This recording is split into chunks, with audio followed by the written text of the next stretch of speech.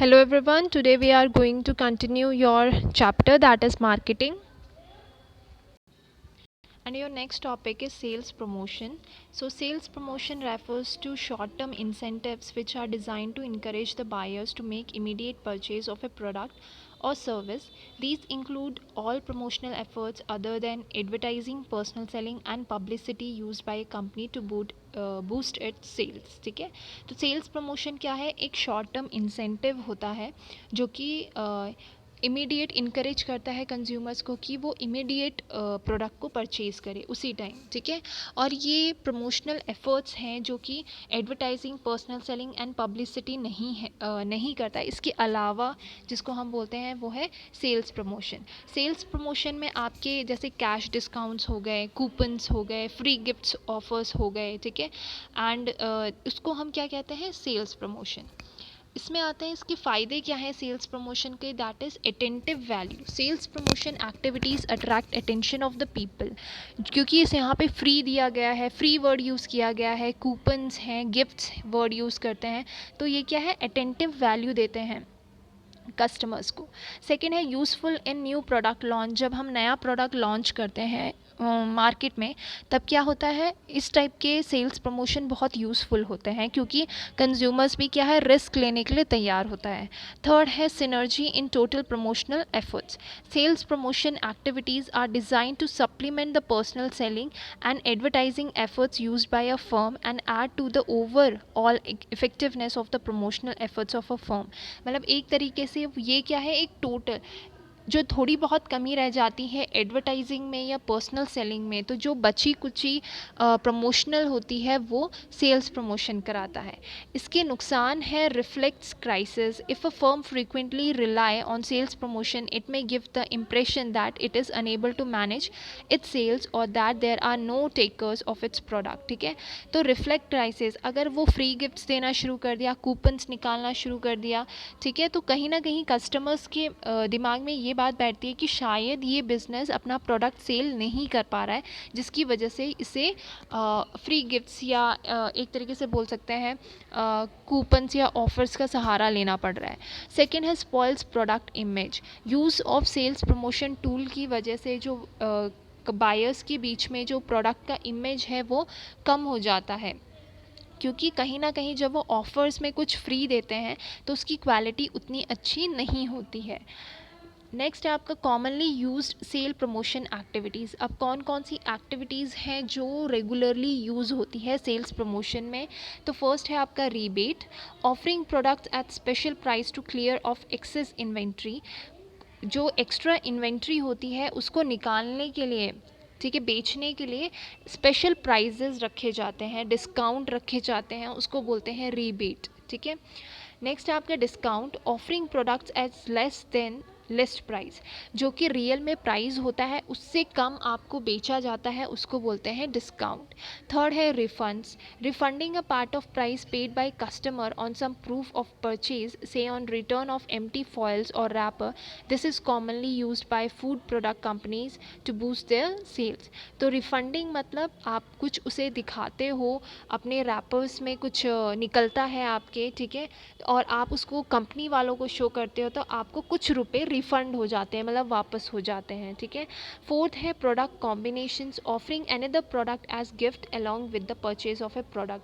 आप कुछ प्रोडक्ट खरीद रहे हो और उसके साथ कुछ ऑफ़र कर रहे हो, फ्री गिफ्ट दे रहे हो, that is called product combinations. Fifth है क्वांटिटी गिफ्ट. आप कुछ क्वांटिटी तक प्रोडक्ट को ख़रीदते हो और उसके बाद आपको कुछ गिफ्ट मिलता है, that is called quantity gift. Sixth is instant draws and assign gifts. आपको लकी ड्रॉ के नाम से बोला जाता है कि आप स्क्रैच करोगे कार्ड तो उसमें से कुछ ना कुछ निकलेगा. अब वो कुछ भी हो सकता है, कुछ परसेंट ऑफ हो सकता है या कुछ आपको एक्स्ट्रा मिल सकता है. सेवेंथ है आपका lucky draw. For example the offer of a bathing soap to win a gold coin. ठीक है, आपने बहुत सारी एडवर्टाइज देखे होंगे कि आपके सोप में किसी लाखों के एक सोप में एक गोल्डन कॉइन मिलेगा, तो that is called lucky draw. Eighth है usable benefit, purchase goods worth 3000 and get a holiday package worth 3000 free. ठीक है, कि आप इस प्रोडक्ट को खरीदिए और इसमें आपको पैकेज मिलेगा, holiday package, that is called usable benefit, आप उसका यूज़ कर सकते हैं। Ninth is full finance, many marketers of consumer durable such as electronic goods, automobiles etcetera offer easy financing scheme such as 24 easy installments. ठीक है, कि ताकि consumers बहुत आसानी से पे कर सके, उसे ज़्यादा एक बारी में ज़्यादा पूरा का पूरा कैश देने की ज़रूरत ना पड़े। ठीक है, हाई कैश, हैवी कैश, वो क्या करेगा, इंस्टॉलमेंट में उसको बोल देते हैं कि आप इंस्टॉलमेंट में दे दो, 24 इंस्टॉलमेंट में दे दो, 8 में दे दो। ठीक है, तो it depends on you. Sampling means आपको कुछ सैम्पल्स दिए जाते हैं ताकि आप इनको ट्राई करो, और आपको पसंद आता है तो आप और ज़्यादा इन सैम्पल्स को ख़रीदो या इस प्रोडक्ट को ख़रीदो। Contest, that is competitive events, आपने देखा होगा कि आपके लिए क्विज़ रखा जाता है या एक तरीके से लकी ड्रॉ निकाला जाता है, कहीं ना कहीं से कॉम्पिटिटिव बनाया जाता है। ठीक है, कंज्यूमर्स के बीच में, और फिर जो जीतता है उसको कुछ इनाम मिलता है। ठीक है, नेक्स्ट है आपका publicity. So publicity is similar to advertising in the sense that it is a non personal form of communication, however as against advertising it is a non-paid form of communication. Publicity generally takes place when favorable news is presented in the mass media about a product or service. For example, if a manufacturer achieve a breakthrough by developing a car engine which runs on water instead of petrol, and this news is covered by television or radio or newspaper in the form of a news item. ठीक है, तो publicity कहीं ना कहीं advertising के similar में है। Publicity यहाँ पे एग्जांपल दिया गया है कि कोई मैन्युफैक्चरर एक ऐसा इंजन बनाता है जो कि पेट्रोल से नहीं, डेवलपिंग अ कार जो कि पेट्रोल से भी चल सकती है और एज वेल एज वाटर से भी, तो उसको एक न्यूज़ या टेलीविज़न के थ्रू पॉपुलर किया जा रहा है, दैट इज़ कॉल्ड पब्लिसिटी। इसके टू इम्पॉर्टेंट फीचर्स भी देख लीजिए आप, that is first is publicity is an unpaid form of communication, it does not involve any direct expenditure. इसमें ज़्यादा खर्चा नहीं होता है, ये एक तरीके से क्या है, कम्युनिकेशन अनपेड होता है। ये लोग टीवी चैनल्स ये तैयार रहते हैं आपको कवर करने के लिए। ठीक है, सेकेंड है there is no identified sponsor for the communication as the message goes as a news item. तो इसका कोई एक पर्सन नहीं होता है, बल्कि ये क्या है, एक तरीके से मैसेज पास होता है टीवीज़ में, न्यूज़ में, जिसकी वजह से इसका एक स्पॉन्सर नहीं होता। ठीक है, नेक्स्ट है आपका पब्लिक रिलेशन। सो इसमें है managing public opinions of an organisation as an important task which can be performed by the marketing department. The business needs to communicate effectively to customers, suppliers and dealers since they are instrumental in increasing the sales and profit. तो direct consumers के साथ, suppliers के साथ, third party जो dealers हैं उनके साथ communicate करना ताकि वो बिज़नेस को एक तरीके से प्रॉफिट बनाने में हेल्प कर सकें, उसको बोलते हैं पब्लिक रिलेशन। पब्लिक के साथ अच्छा रिलेशन बना के चलना। अब इसमें रोल ऑफ पब्लिक रिलेशंस है, फर्स्ट है press relation. Information about the organisation needs to be presented in a positive manner in the press. जो भी इंफॉर्मेशन है ऑर्गेनाइजेशन से रिलेटेड, प्रेस में वो बहुत ही पॉजिटिव वे में प्रेजेंट करना चाहिए। Generating news required skill in developing and researching a story and getting the media to accept press releases is a difficult task. तो एक तरीके से ये बहुत डिफ़िकल्ट टास्क होता है कि अपने ऑर्गेनाइजेशन की एक अच्छी इमेज रखना प्रेस के सामने। ठीक है, सेकंड है प्रोडक्ट पब्लिसिटी। जब भी न्यू प्रोडक्ट आता है तो उसको किस तरीके से लॉन्च करना है, कैसे स्पॉन्सर करेगा, कौन स्पॉन्सर करेगा, तो ये सारी हेडेक मार्केटर्स की और मैनेजिंग डिपार्टमेंट्स की होती है। The company can draw attention to new products by arranging sports and cultural events. Sports या कल्चरल इवेंट्स वो अपनी कंपनी में रख सकते हैं, कॉन्फ्रेंसेस, एग्जीबिशंस रख सकते हैं ताकि प्रोडक्ट की ज़्यादा से ज़्यादा पब्लिसिटी हो। थर्ड है आपका corporate communication. The image of the organisation needs to be promoted through communicating with the public and the employees within the organisation. तो ज़्यादा से ज़्यादा कम्युनिकेट करना पब्लिक से भी और ऑर्गेनाइजेशन के एम्प्लॉयज़ से भी, ताकि क्या है, ज़्यादा से ज़्यादा हम बात करेंगे तो अंडरस्टैंडिंग ज़्यादा से ज़्यादा बढ़ेगी। मार्केट में क्या चल रहा है, चाहे वो कंज्यूमर्स हो उनके साथ बात करें, किसी के थ्रू भी, ब्राउचर्स हो गए, रिपोर्ट्स हो गए, न्यूज़ लेटर्स हो गए, उनके थ्रू कम्युनिकेट करना। फोर्थ है lobbying. The organisation has to deal with government officials and different ministers in charge of corporate affairs, industry, finance with respect to policies related to business and the economy. The government also seek to maintain a healthy relation.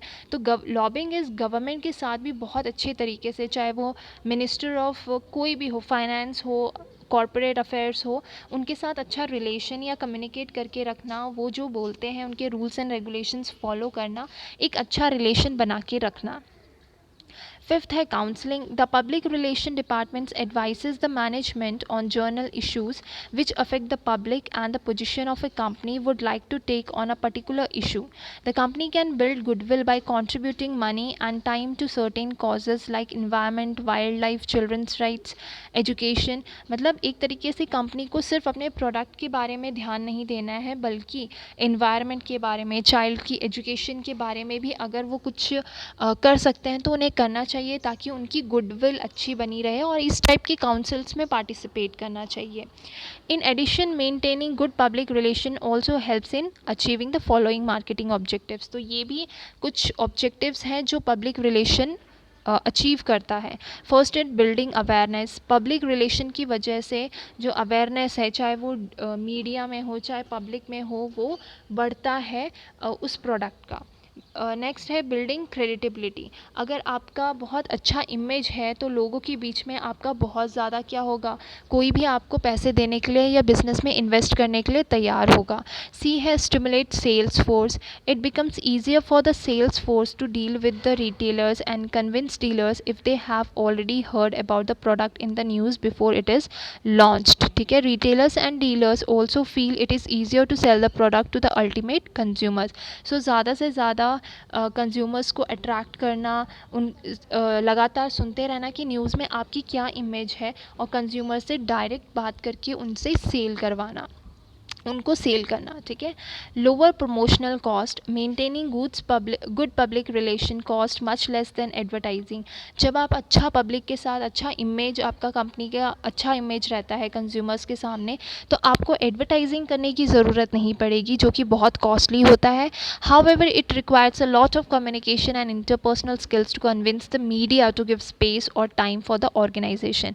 हालांकि बहुत ज़्यादा आपको communication करने की ज़रूरत है, बातचीत करने की ज़रूरत है, बहुत सारे काउंसलिंग में इन्वॉल्वमेंट की ज़रूरत है, इन्वायरमेंट के प्रति, वाइल्ड लाइफ के प्रति, ठीक है, अपना इमेज बनाने की बहुत ज़रूरत है, ताकि मीडिया आपको कवर कर सके, ठीक है, रेडी हो कवर करने के लिए। So this is the last topic of this chapter marketing. If you have any doubt you can freely ask me. Thank you everyone.